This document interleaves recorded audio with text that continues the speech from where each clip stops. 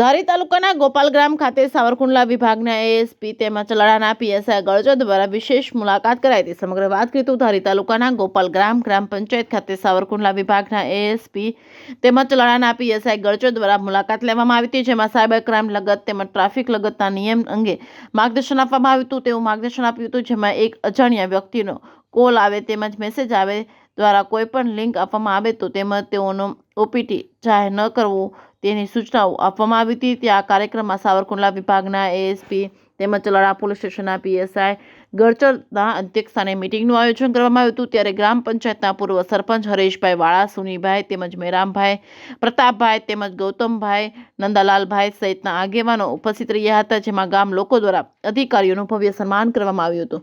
જે case news Gujarati સાથે બિપિન રાઠોડ, ચલાળા।